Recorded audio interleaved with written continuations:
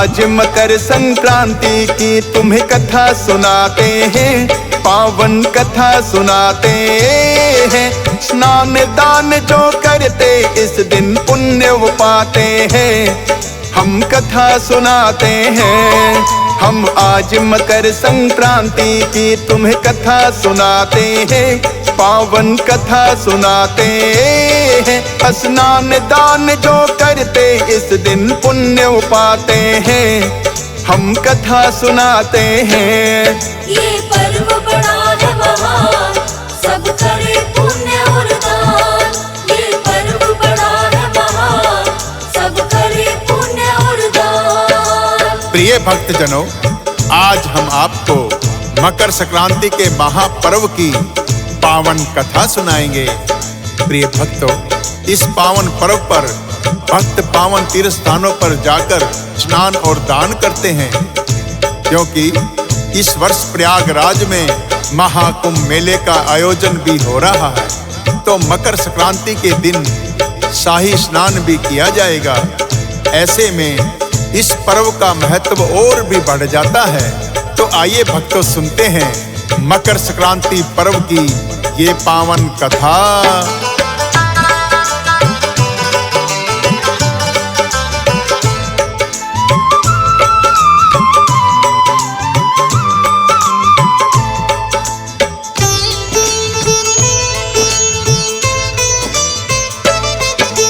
भागीरथ ने की थी भक्तों बड़ी ही कठिन तपस्या।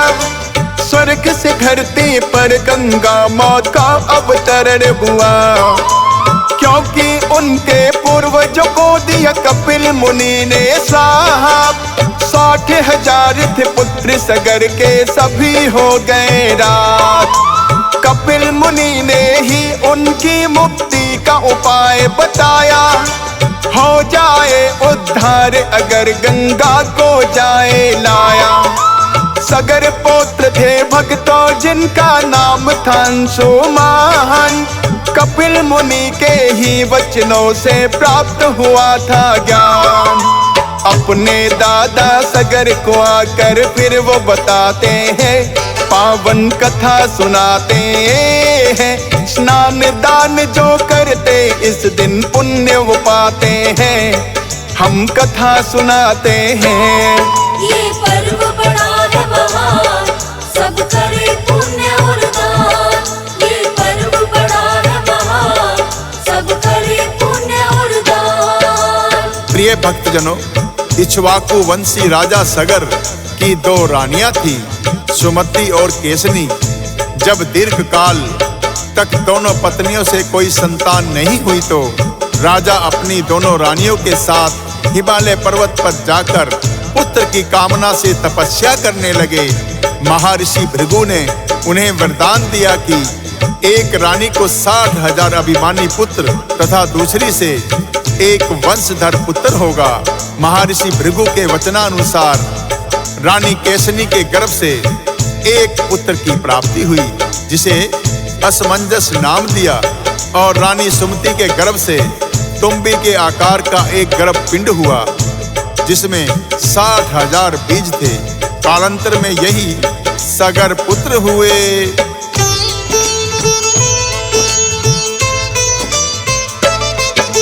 60,000 पुत्रों को जो है राजा सगर ने पाया। अश्वमेघ यज्ञ राजा सगर ने फिर तो है करवाया। शाम वर्ण एक घोड़ा यज्ञ का उन्होंने छोड़ दिया। ईर्ष्यावश जिसे इंद्र देव ने आकर चुरा लिया। कपिल मुनि की कुटिया में ले जाकर बांधा है।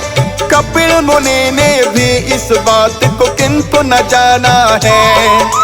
यज्ञ का घोड़ा किंतु लौट कर जब वापस न आए, 60,000 के पुत्र सगर के खोजने लग जाए। बधा हुआ जिसे कपिल मुनि की कुटिया में पाते हैं, पावन कथा सुनाते हैं। स्नान दान जो करते इस दिन पुण्य वो पाते हैं, हम कथा सुनाते हैं।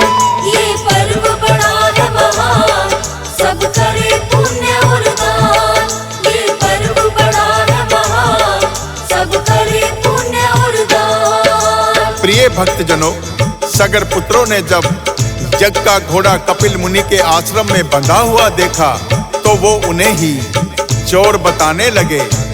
क्रोधित होकर कपिल मुनि ने उन सबको भस्म कर दिया। राजा सगर का दूसरा पुत्र जिसका नाम असमंजस था और असमंजस के पुत्र का नाम अंशुमान था, अंशुमान ने कपिल मुनि से आकर क्षमा याचना की। तब उन्होंने इनके उद्धार का उपाय बताया कि यदि स्वर्ग से गंगा आ जाए तभी इनका उद्धार संभव है। अंशुमान ने यही बात आकर अपने दादा राजा सगर को बताई।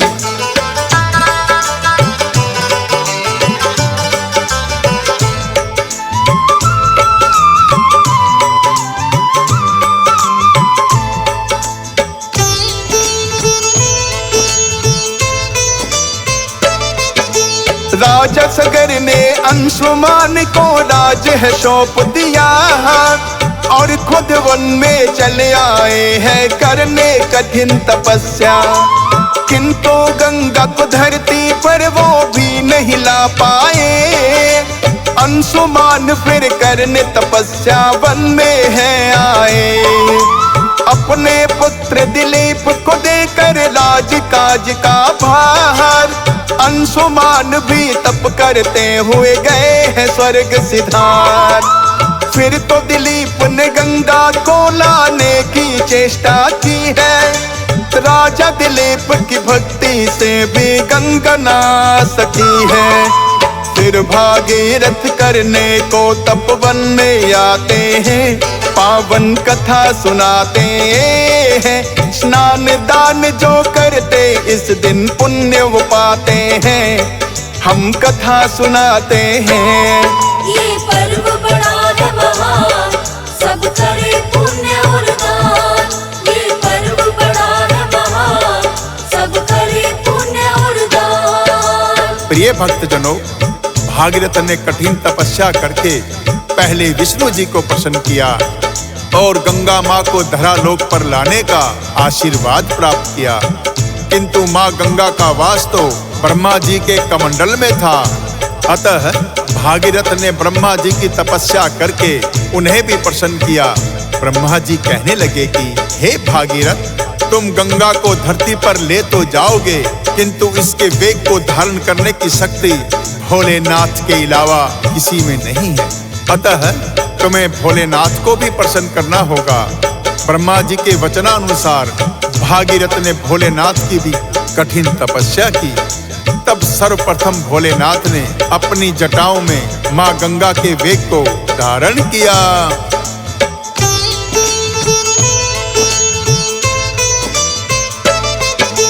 भोलेनाथ की जटाओं में है स्वर्ग से गंगा आई, सिमट गई है जटाओं में ना बाहर निकल पाई।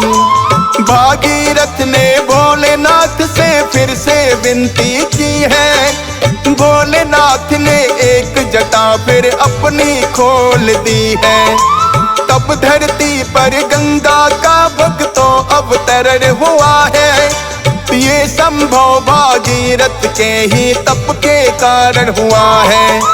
कपिल मुनि की आश्रम में जब माँ गंगा आई, 60,000 सगर पुत्रों की उसमें राख बहाई। गंगा जल में बहने से वो सब तर जाते हैं, पावन कथा सुनाते हैं। स्नान दान जो करते इस दिन पुण्य वो पाते हैं, हम कथा सुनाते हैं।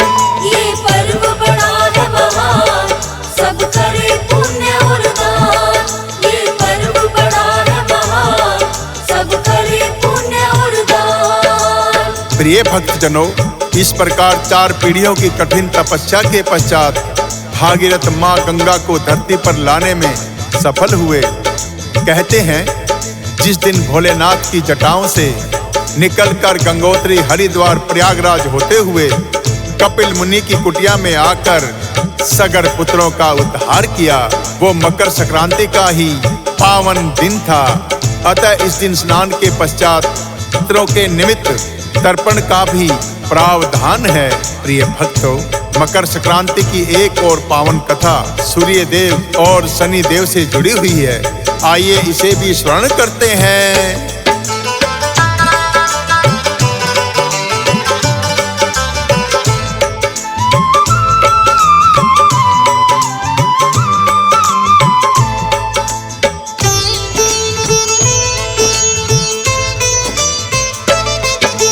संज्ञा देवी है भक्तों विश्वकर्मा जी की कन्या, सूर्य देव के साथ जिन्होंने पुत्री का विवाह किया।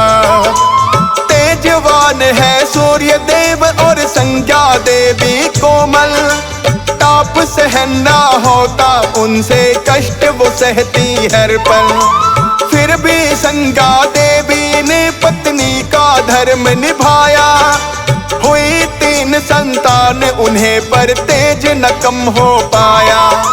संज्ञा देवी चाहती है अपना ही तेज बढ़ाना, सोचा इसके लिए तपस्या करने को बन जाना। उनके मन की बात सूर्य भी जान न पाते हैं, पावन कथा सुनाते हैं। स्नान दान जो करते इस दिन पुण्य वो पाते हैं, हम कथा सुनाते हैं। ये पर्व बड़ा है महान, सब करे पुण्य और दान। ये पर्व बड़ा है महान, सब करे पुण्य और दान। प्रिय भक्तजनों, संध्या देवी ने सोचा कि क्यों ना कठिन तपस्या करके अपने तेज में वृद्धि की जाए, ताकि सूर्य देव के तेज को सहन करने में सक्षम हो जाऊं। किंतु सूर्य देव की अनुमति के बिना यह संभव नहीं था। अतः संध्या देवी ने अपनी एक परछाई का निर्माण किया, ताकि उनकी अनुपस्थिति में वो सूर्य देव के साथ रह सके। अपनी परछाई जिन्हें छाया देवी नाम दिया, उन्हें सूर्य देव के पास छोड़कर संध्या देवी वन में तपस्या करने को चली आई।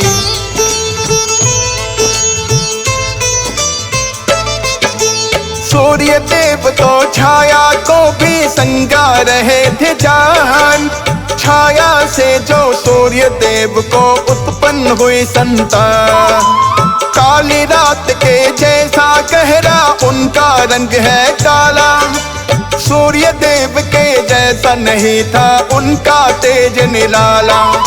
सूर्य देव जब पुत्र शनि को देखने आते हैं, काले रंग के कारण उनको नहीं अपनाते हैं।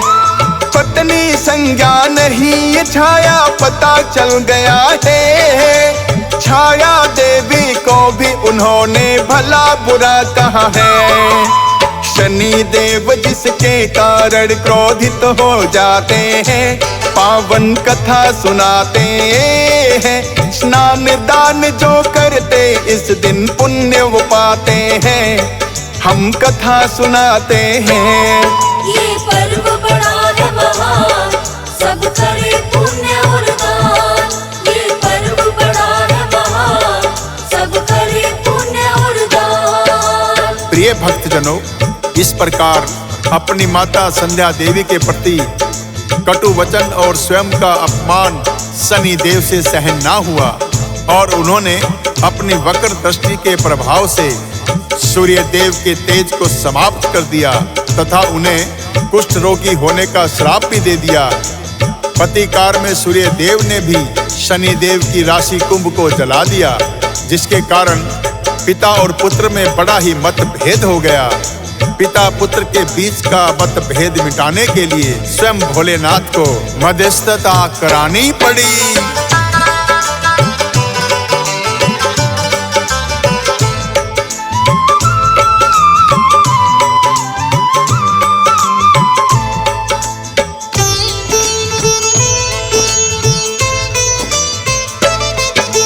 भोलेनाथ ने पिता पुत्र दोनों को ही समझाया, दोनों में मतभेद हुआ तो उन्होंने इसे मिटाया।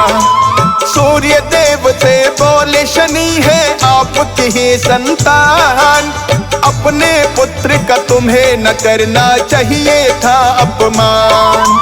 सूर्य देव के प्रति शनि का क्रोध भी शांत किया है। कहने लगे कि मुक्त करो जो पिता को श्राप दिया है। तब जाकर है शनि देव ने उनका तेज लौटाया। पर जो हुआ मतभेद अभी भी कम नहीं हो पाया। सूर्य देव को भोलेनाथ फिर से समझाते हैं, पावन कथा सुनाते हैं। स्नान दान जो करते इस दिन पुण्य वो पाते हैं। हम कथा सुनाते हैं।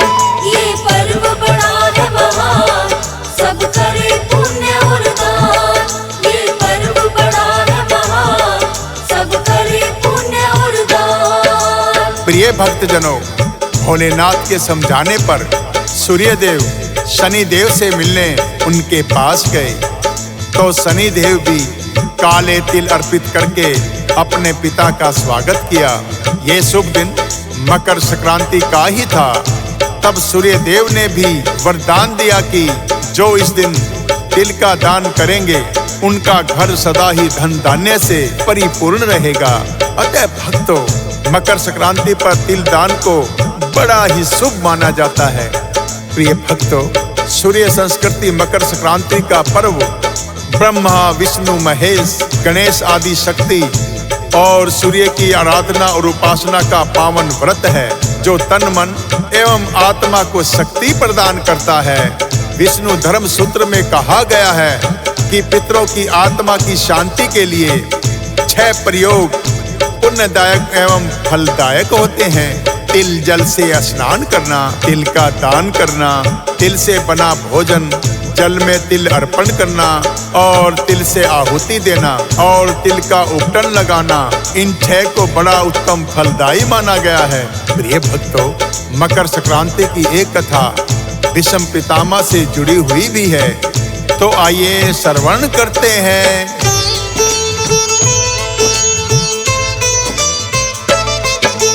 इच्छा मृत्यु का भीष्म पितामह को जो मिला था वह लेटे हुए थे जब अर्जुन के 12 की शैया पे। हस्तिनापुर को सुरक्षित देखने का जो लिया प्रण है। प्राण त्याग करना था सूर्य जब हो न उत्तरायण है। और मकर संक्रांति को ये होते उत्तरायण। प्राण त्याग करने को चुना है उन्होंने ये ही दिन, ताकि भीष्म पितामह को हो जाए मोक्ष की प्राप्ति। प्राण त्याग किया स्वयं इसी दिन थी यही इच्छा शक्ति। स्वयं की इच्छा से ही स्वर्ग लोक वो जाते हैं। पावन कथा सुनाते हैं। स्नान दान जो करते इस दिन पुण्य वो पाते हैं। हम कथा सुनाते हैं। ये पर्व बड़ा है महान, सब करे पुण्य और दान। ये पर्व बड़ा है महान, सब करे पुण्य और दान। प्रिय भक्तजनों, कहते हैं भीष्म पितामह ने प्राण त्याग के लिए मकर संक्रांति का दिन ही चुना था, क्योंकि इस दिन प्राण त्याग करने वाले मनुष्य को अवश्य ही मोक्ष की प्राप्ति होती है। प्रिय भक्तों, क्योंकि इस वर्ष प्रयागराज में महाकुंभ आयोजन भी हो रहा है, तो मकर संक्रांति स्नान का महत्व सहस्र गुना फल देने वाला है। मकर संक्रांति के दिन करने वाले स्नान को शाही स्नान के नाम से भी जाना जाता है।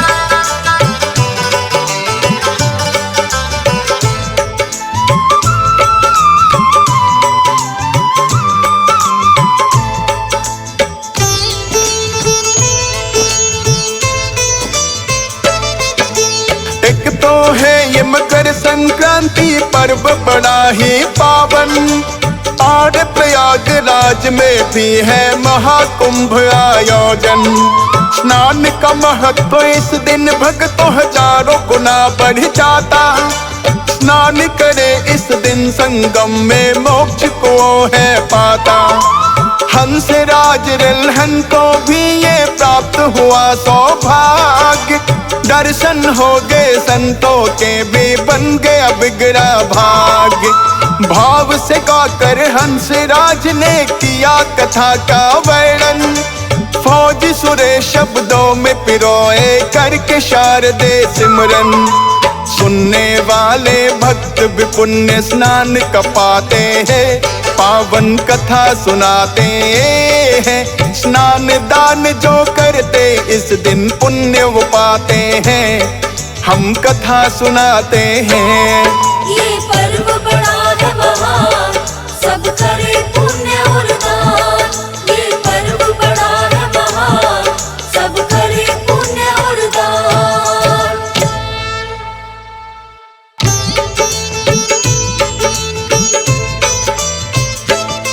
हम आज मकर संक्रांति की तुम्हें कथा सुनाते हैं, पावन कथा सुनाते हैं। स्नान दान जो करते इस दिन पुण्य वो पाते हैं।